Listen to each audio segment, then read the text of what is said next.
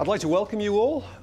This year our seminar is on building engagement to optimize productivity in what is obviously a very difficult market. There's no doubt that this seminar comes at a crucial point. Over the last couple of years, as we know all too well, it's become increasingly difficult to predict how the economy and its impact on recruitment trends in both the public and the private sector will develop from one month to the next. With GDP only just in growth territory, it's clear that any productivity gains have to come from the inside. We can't rely on the market to do it for us. And moreover, we at Randstad believe that the UK will soon face an important milestone in labour market forces. The impact of what's been a long recession followed by a slow, indeed stuttering recovery is beginning to make itself felt in workplaces across the country. Employees themselves are starting to speak loudly and in some numbers as to how they're feeling. In short, we believe that we're on the cusp of a very critical period. How organisations engage with their people over the next 6 to 12 months will determine the shape in which they emerge from the shadow of the 2008 crash. So given that we're in such an uncertain market and data is so hard to come by and make sense of, how can we issue such a bold warning? Well, we're a top 5 recruiter in the UK, and as importantly, we span the largest variety of sectors in the industry. These include key barometers of the economy, such as construction, banking, and the public sector, across both permanent and temporary positions. And as many of you here today, as our guests of various Randstad operating companies, you'll know yourselves the extent to which your sector acts as a bellwether for the wider UK economy as a whole. So, through working with you as our clients, we benefit from receiving real-time information via the many thousands of recruitment processes that we handle every month. And in addition, we invest heavily in our dedicated knowledge and insight function, which enables us to spot trends quickly, research their effects, and hopefully present solutions. And one of the most valuable pieces of market analysis that we produce is our annual World of Work report on the UK's employment environment. And that's based on research amongst over 1,600 organisations and employees across the country. This year's report won't actually be published until the middle of October, but we wanted to give you an exclusive preview now in terms of a situation which we believe is developing very fast. The need to optimise people productivity, the need to drive employee engagement, I think are well understood by this audience and are important agenda issues. They rank 3rd and 5th respectively as top HR priorities for 2011-12 and amongst those people we surveyed. As we all know, the case for measuring employee engagement is compelling. Gallup has been researching engagement for more than 30 years, and high-performing organisations generally have at least 67% of their people self-classified as engaged. According to Randstad research, the levels of engagement that UK employers feel they have within their organisation is good. This and the level of satisfaction expressed by candidates suggests, on first glance, that the UK is running a world-class operation. Employers surveyed feel that 72% of their operational teams and 62% of those in support functions are engaged. Some 63% of employees responding agree that they're satisfied with their current employer. At the other end of the spectrum, however, the levels of comparative disengagement and dissatisfaction are certainly not world-class. Employers believe that 9% of employees in operations and 13% of support personnel do not believe in their cause, and 14% of workers admit that this is in fact the case. But who are these 14% of people, and as a consequence, how fundamental a problem does UK PLC have? Whilst we reported in 2010 that the vast majority of people wanted to support their employer through tough times, there is a limit as to how long that resolve, that commitment can be tested. Although opinions vary about when a robust upturn will arrive, no one disputes that it eventually will do so.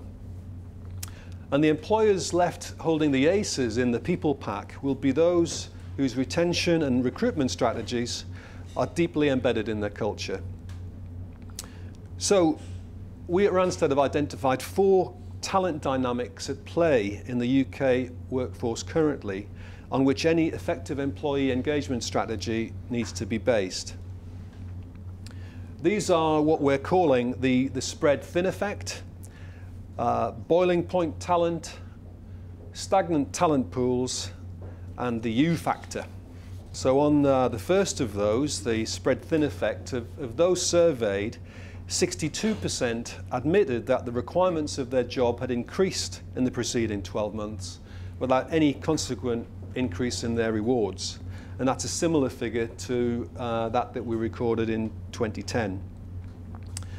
Whilst the majority of the public sector is only now entering a period of pay freeze, many in the private sector are already into their 3rd year of pay freezes and indeed non-payment of bonuses. 23% of the organisations we surveyed admit that their people are really working at full stretch. That said, there are pockets of capacity that exist, although many organisations are failing to capitalise on this, if you like, spare resource. And this is causing a lot of frustration amongst those employees who are absolutely maxed out, yet are still being asked to do more for no return. In 2010, we also warned that a new generation had appeared in the workplace, what we call Generation R for recession. And that term embraces those professionals who've developed faster as a consequence of taking on more responsibilities in leaner teams. In 2010, 23% of the surveyed workers said that this was the case, and that's gone up in the last 12 months to 40%, so a huge increase in people feeling very, very stressed out. The Generation R group is now fast running out of patience with their current employers as they start to realise their wider market worth based on their experience versus their current lack of recognition or progression that they're getting where they are. And we believe that once the smallest of upturns arrives, this upskilled group of talent will reach boiling point and erupt into the job market. In fact, such is this pent-up desire to move that over 40% state that they would take the first job offered, with 7% prepared to jump ship even if it didn't meet all of their expectations in relation to pay and bonus. And in relation to pay, while 60% of those we surveyed in 2010 expected to receive a pay rise, just 26% of those who remained loyal to their employers did in fact receive one. So in addition, the fact that they're unable to achieve their performance bonus or commission as a result of the continuing flat market or the austerity measures in the public sector outside their control has become an untenable situation for many. And this indicates that many of those with the experience and the commitment that organisations depend on are at or are close to boiling point and could disappear very quickly within a matter of weeks or months. Of course, a desire to move doesn't necessarily translate into an ability to move. Lack of demand and an uncertain economy mean that many people feel compelled to stay with an employer they'd rather leave. Although present in body, their minds are elsewhere. Research by business psychology company Robertson Cooper reveals that only 35% of employees present themselves at work as fully functioning, i.e. healthy, engaged, and motivated, contributing fully to their job and organisations. The balance are a mixture of presentees, people who turn up to work even when they're ill and so are able to offer little, the stressed or chronically unhealthy, people who have long-term illnesses or who've been damaged by their experiences in job, and the biggest group, the dissatisfied, the job dissatisfied, those people who are healthy but who are disengaged or badly managed. And these stagnant talent pools really do drag teams, departments and divisions down with their underperformance. When there is activity amongst this group, it's often simply channeled towards creating new networks, new contacts that will help them to move when the time is right. So not terribly useful activity for the organisation. Two further groups have also been identified as a missed opportunity for organisations seeking to improve productivity. The underutilised, those who feel that their role is broadly aligned to their skills but who could give more. Last year this stood at 45%. This year it's around the same at 44%. So a very large group of people, a huge proportion of the workforce who could contribute more if their potential is harnessed. And then there's the unidentified, those who've taken a role outside their area of specialism just to stay in employment. In 2010 this stood at 10%. In this year it's almost doubled to 19%. It's important to stress that the dynamics at play here are more complex than a temporary blip caused by the recession. Today's workforce, we think, has been shaped by some incredible change in recent years, the effects of which are going to be with us long after the recovery's been reached. And just as every decade brings its own seismic shifts to the workplace, from discrimination legislation to technology, so too has this one. And we've got to be mindful that other factors are at play too, from the fact that we have a skills gap in specialist areas despite high unemployment, demographic trends. All these factors are having an influence too. But our previous experience has shown us that organisations that embrace these shifts can enjoy huge dividends, and in doing so build an ever more effective working world.